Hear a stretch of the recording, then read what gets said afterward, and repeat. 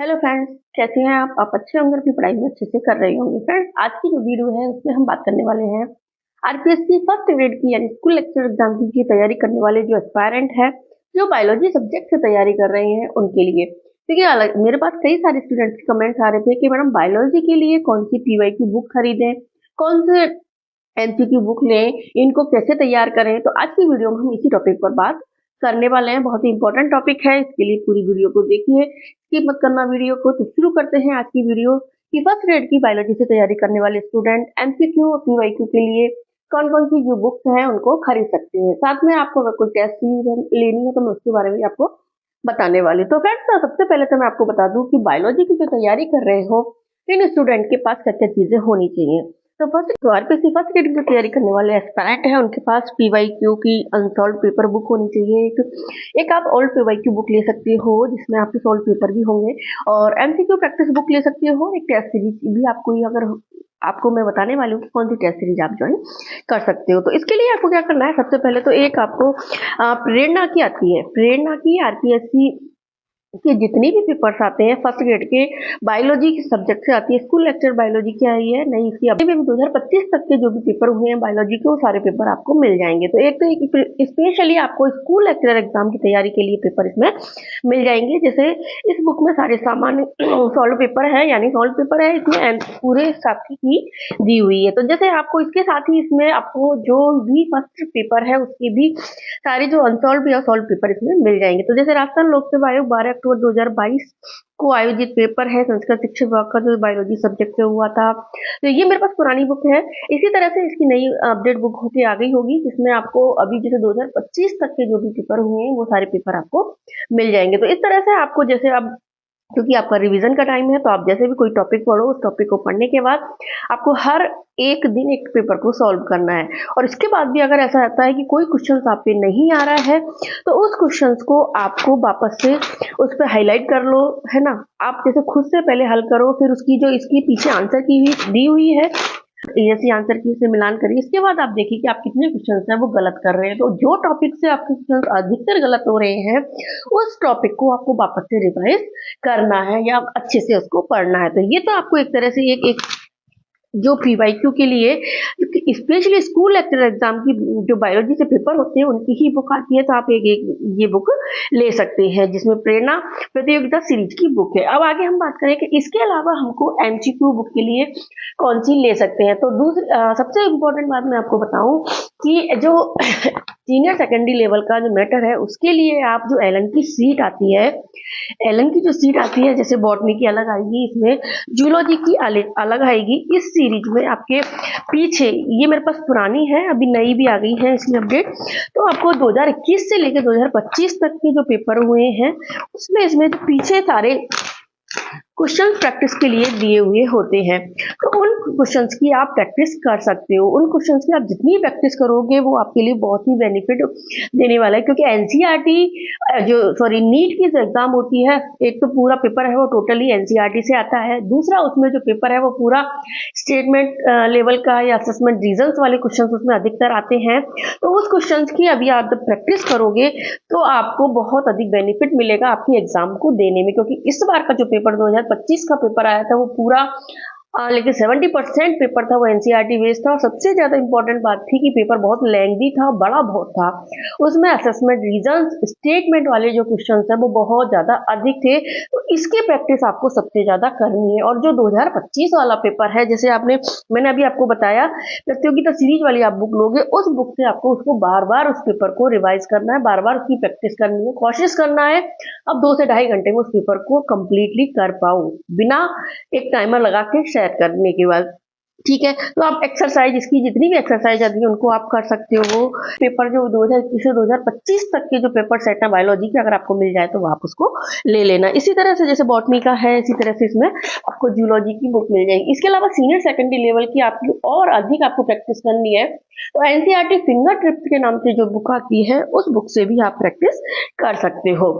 और अधिक MCQ solve करने के लिए, ओल्ड पीवाईक्यू के लिए आप कौन सी बुक बेस्ट है इसके लिए, तो सबसे अच्छी बुक जो सब्जेक्ट के हिसाब से आती है वो आती है यूथ कंपटीशन टाइम्स की बुक आती है, जिसमें बॉटनी की अलग आती है और जूलॉजी की अलग आती है। एक इसका कंबाइंड भी आता है, एक इसकी हिंदी, केवल हिंदी मीडियम वालों के लिए, एक इंग्लिश मीडियम वालों के लिए अलग भी आती है। लेकिन आप ध्यान रखना, आपको हिंदी प्लस इंग्लिश मीडियम वाली जो बुक आती है वही बुक आपको सबसे पहले तो ये ध्यान रखना कि वो लेनी है।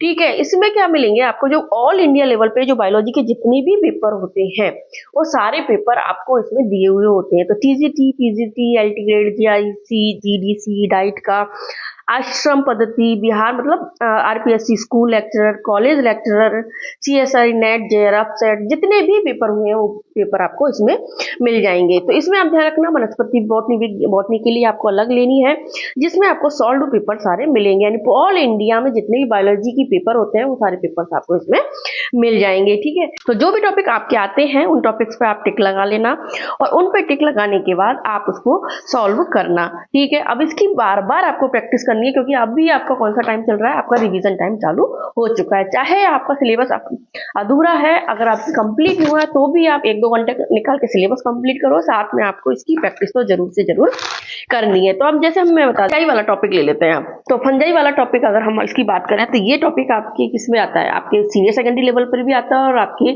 ग्रेजुएशन लेवल पर भी आता है। ठीक है, तो अब सीनियर सेकेंडरी लेवल का है वो तो आप किसमें से पढ़ लोगे, आप अपनी जो एनसीईआरटी की बुक है उससे आप पढ़ लोगे उसको अच्छे से, आपको उसको तो लाइन टू लाइन पढ़ना है। हम ग्रेजुएशन लेवल की बात करें तो ग्रेजुएशन लेवल के लिए आपने सीवीएच, अलगा पब्लिकेशन या आपके नोट्स, मतलब किसी से भी आपने उसको तैयार कर लिया होगा।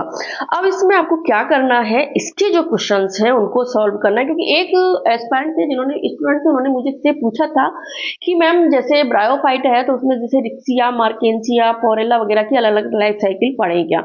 ये लाइफ साइकिल हमारी अलग से नहीं दे रखी है, हमें केवल जिम्नोस्पर्म, एंजियोस्पर्म, ब्रायोफाइटा, टेरिडोफाइटा की लाइफ साइकिल्स पढ़नी है। हाँ, इनमें जो मेन कैरेक्टर्स हैं, रिक्सिया में अलग है, कुछ मार्किंसिया में है, पोरेला में है, तो उन मेन कैरेक्टर्स को आपको क्या करना है, उनको आपको पढ़ना है। तो आपको वो कैसे पता चलेगा मैं बताती हूँ आपको, कि जैसे आपने उनकी लाइफ साइकिल पढ़ ली, अब इसके बाद आप जैसे आप पढ़ रहे हो, ठीक है, ब्रैकेट फंजाई शामिल की गई है। ये एग्जाम आरपीएससी स्कूल लेक्चरर की 2020 की एग्जाम में आया हुआ है, बेसिडियोमाइसिटीज में। इसके साथ ही इसमें इसकी थोड़ी सी इन्होंने स्पेशली एक्सप्लेन भी किया हुआ है, व्याख्या दी हुई है। तो पॉलीपॉड्स को ब्रैकेट कवक कहते हैं। ये जो भी है, जो भी आपको ऐसा एक्स्ट्रा लगता है उस मैटर को आप इसमें जोड़ सकते हो। फिर इसमें आप क्या करोगे कि जैसे इसमें तो कुछ क्वेश्चन ऐसे, जो क्वेश्चन इसमें है ना, क्योंकि ये पूरे ऑल ओवर इंडिया में बायोलॉजी के क्वेश्चंस हैं, तो जो रिक्सिया, मार्केंसिया, पोरेला वगैरह है, या फिर ये जो फंजाइस है, अलग अलग आपको पढ़ने की जरूरत नहीं है।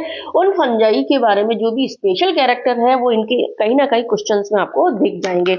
जैसे मैं बात करूँ आपके पक्सिनिया ग्रेमिनिस, ठीक है, तो वो क्वेश्चंस अगर आपसे पूछे भी गए तो आप यहाँ से उसको कवर कर लोगे। जैसे पक्सिनिया ग्रेमिनिस डाइप्लोडाइजेशन इन पक्सिनिया ग्रेमिनिस ऑक्योर, तो आप इसको अलग से पक्सिनिया ग्रेमिनिस को, अस्टिलावा को पढ़ने तो नहीं बैठ जाओगे, क्योंकि ये इतने लंबे टॉपिक हैं, इनकी लाइफ साइकिल आप पढ़ोगे तो आप एक तो कंफ्यूज हो जाओगे और पढ़ भी नहीं पाओगे। तो आपको, क्योंकि एग्जामिनर अधिकतर इन ही टॉपिक्स में से जो पहले क्वेश्चन आए हुए हैं, स्पेशली लाइफ साइकिल वगैरह के क्वेश्चन पूछेगा तो इन्हीं टॉपिक से उठाता है, क्योंकि ये जो मेन कैरेक्टर्स हैं उन पे क्वेश्चन इनके बनते हैं। तो इसमें आप दे रखा है टेलिटोस्पोर्स, अब ज्यादा भी नहीं तो आप पक्सिनिया ग्रेमिन इसके डाइप्लोडाइजेशन के बारे में आप थोड़ा सा पढ़ सकते हो अगर आपको लगता है तो, और या फिर नहीं तो इसकी जो व्याख्या है उसमें से भी आप पढ़ लो, और इसमें से आपको जो भी हाईलाइट कर लो, उसके बाद अपना एक नोट्स, 1 या 2 पेज की आप नोट्स बना लो और नोट्स में इनको ऐड कर सकते हो। तो इस तरह से अगर आप पढ़ोगे तो आराम से आपकी जो है लाइफ साइकिल में जो स्पेशली क्वेश्चन पूछे जाते हैं वो भी क्लियर होंगे, साथ में आपको कोई एग्जाम नहीं पढ़ना पड़ेगा। ठीक है, इसके अलावा जैसे मैं आपको एक ब्रायोफाइटा में भी आपको बता देती हूँ, पूछा था कि रिक्सिया, मार्केंसिया, पोरेला वगैरह की लाइफ साइकिल को पढ़ना है। तो देखो इसमें जो क्वेश्चंस है, आपको तो क्या करना है कि आपको जो आपकी ग्रेजुएशन लेवल की बुक है एनसीईआरटी, दोनों से ब्रायोफाइटा की जो लाइफ साइकिल है उसको पढ़ लेना। इसके अलावा जो एनसीईआरटी में स्पेशल कैरेक्टर जिन जिन जो भी जो क्या कहते हैं इनके जो मेंबर्स हैं उनके दे रखे, उन कैरेक्टर्स को आप जरूर अच्छे से पढ़ लेना, क्योंकि अधिकतर क्वेश्चन एनसीईआरटी के ही जो मेंबर्स में स्पेशल कैरेक्टर दे रखे हैं उनसे उठाए जाते हैं। तो इसमें आप जैसे रिक्सिया, मार्केंसिया, स्पिनेरिया की संरचना और जीवन चक्र, तो आपको यहाँ से जो भी इन वाले मेंबर्स पे एक्स्ट्रा क्वेश्चन बनते हैं वो आपको इस बुक से मिल जाएंगे। तो आप इसको कैसे करोगे, जैसे इसमें देखो, मांस की निम्नलिखित में से किस प्रावस्था में लैंगिक अंग उपाश्रित होते हैं, ये वाला क्वेश्चन आपको एनसीईआरटी में एज इज लाइन दिया हुआ है। और ये 2020 में, क्योंकि मेरे पास पुरानी बुक है इसके लिए आप उसको 2020 तक के पेपर इसमें मेरे पास मिलेंगे। हाँ, तो इसकी एक ध्यान रखना, एक आपको जो बुक है वो अपडेट नई बुक अब इस बार आ गई होगी तो वो नई अपडेट बुक इसकी खरीदनी, और अगर नहीं भी मिल रही है तो भी इसकी पुरानी बुक भी आप ले लेना, क्योंकि एक्स्ट्रा क्वेश्चन आप पेपर से जो प्रेरणा वाली बुक खरीदोगे उससे कर लोगे, लेकिन यहाँ से आप जो भी लाइफ साइकिल वगैरह है वो आराम से पढ़ लोगे। तो इसमें जैसे आपको पढ़ना है, आपके रोज जैसे फ्यूनेरिया, ठीक है, फ्यूनेरिया में बीजाणु कोष किसके द्वारा बनते हैं। अगर ये क्वेश्चंस आपको नहीं भी मिल रहा है तो आप इससे आराम से इसको लग करके और अपने नोट्स में ऐड कर सकते हो, किसमें, एंडोथीसियम के द्वारा बनता है, क्योंकि ये इसका स्पेशल कैरेक्टर है, इसके लिए इसका क्वेश्चन बना है। क्वेश्चन है इसमें, नर्स कोशिकाएं किसमें पाई जाती हैं, तो नर्स कोशिकाएं किसमें पाई जाती है, रिक्सिया में पाई जाती हैं। तो ये एक इंपॉर्टेंट कैरेक्टर हो गया रिक्सिया का, कि इसमें नर्स सेल्स है वो पाई जाती हैं। तो इसके बारे में जो भी व्याख्या एक्सप्लेनेशन इसमें दे रखा है उसको आपको पढ़ना है। जैसे नर्स कोशिकाएं रिक्सिया में पाई जाती है, रिक्सिकाएं मार्केंशियल के क्रम में लिवरवर्थ की एक प्रजाति, इसमें सभी मात्र कोशिकाएं बीजाणु पैदा नहीं करती, कई बीजाणु कोशिकाएं निष्फलक या नष्ट कोशिकाएं बन जाती हैं। तो ये एक इंपॉर्टेंट कैरेक्टर हो गया। तो इसमें आपको एक्स्ट्रा भी पूछ ले तो आप इसको कर पाएंगे। के थैलस में तेल पिंड पाए जाते हैं, तो लिवरवर्ट है, ये इसमें आप बता सकते हो। एक क्वेश्चन है रिटार्ट आकृति की कोशिकाएं, क्योंकि जो स्पेशल कैरेक्टर है उसमें काफी सारे जो एग्जाम्स है उनमें क्वेश्चन पूछे जा चुके हैं, तो आप एक्स्ट्रा अलग अलग इनकी लाइफ साइकिल पढ़ने की बजाय इस बुक में से जो क्वेश्चन को अगर आप सॉल्व कर लोगे और इससे ही अगर आप छोटे मोटे नोट बना लोगे तो आराम से उस टॉपिक को आप क्लियर कर लोगे। तो रिटार्ट आकृति की कोशिकाएं पाई जाती है, स्फैग्नम में पाई जाती है। जैसे मार्केंशिया में इसमें पूछा गया है कि मार्केंशिया में गोपक कैलिप्ट्रा विकसित होता है, ये स्पेशल कैरेक्टर है, क्योंकि मार्केंशिया और सब में तो मुख्य रूप से स्तनधानी से बनता है, लेकिन इसमें जो बनता है वॉल ऑफ द वेंटर अंडधानी की भित्ति से बनता है। तो ये इसका स्पेशल कैरेक्टर हो गया मार्केंशिया का। तो ये चीजें आपको इसमें पढ़नी है, तो जो अलग कैरेक्टर है वही आपको इसमें से पढ़ना है। और इस तरह से आपकी जो सारी लाइफ साइकिल्स हैं, जितने भी मेंबर्स दे रखे हैं, जैसे ब्रायोफाइटा के, टेरिडोफाइटा, जिम्नोस्पर्म के, वो आपके आराम से क्लियर हो जाएंगे। तो फ्रेंड्स, ऑप्शन है पॉलीसिफेनिया में एक कार्पोस्पोर किस प्रकार की रचना है, ये हैप्लॉइड है। ये वाला क्वेश्चन पहले आया हुआ है, तो कई बार ये क्वेश्चन यहाँ से जो भी स्पेशल कैरेक्टर पे क्वेश्चन बनते हैं उनको उठा के ये दे देते हैं, तो आप इस तरह से इसको पढ़ सकते हैं। दूसरा, इसी तरह से हम जियोलॉजी की भी बात करें तो जियोलॉजी की भी इसमें एक ऐसी बुक आती है जो भी वही हिंदी इंग्लिश मीडियम के नाम से आपको लेनी है, उसमें भी वही सॉल्व पेपर, आपको सारे सॉल्व पेपर मिल जाएंगे। बुक हमेशा इसकी दोनों अलग अलग लेनी है आपको। जैसे एनिमल किंगडम की बात करें, काफी अच्छा टॉपिक भी है, एनिमल किंगडम है, तो इसमें जैसे आपके अमीबा है, अमीबा पे स्पेशली आपको जैसे प्रोटोजोआ को आपको पढ़ना है, तो प्रोटोजोआ के भी क्वेश्चन इसमें मिल जाएंगे आपको। साथ में जैसे अमीबा है, अमीबा में यदि एक्टिन को संदमित करने वाली औषधि की सुई लगा दी जाए तो उसकी गति तुरंत रुक जाएगी। तो इस तरह के आपको अप्लाइड क्वेश्चन भी इसमें मिल जाएंगे, यानी अमीबा पे भी हो गया, प्रोटोजोआ पे भी आपको मिल जाएगा। इस प्रकार से जैसे स्पोरोजोआ में भक्षण होता है सूक्ष्म रंध्रों द्वारा, तो जो भी आपको अगर ऐसा लग रहा है कि जो आपने पढ़ा है वो नहीं है, जैसे ट्रिप्नोसोमा आपके नहीं दे रखा है, लेकिन ट्रिप्नोसोमा हमारे किसमें आता है, प्रोटोजोआ में आता है, तो आप ट्रिप्नोसोमा बहुरूपी होता है, इसकी निम्नलिखित प्रावस्था में किसमें कशाभ नहीं होती, ये इंपॉर्टेंट क्वेश्चन बन जाता है।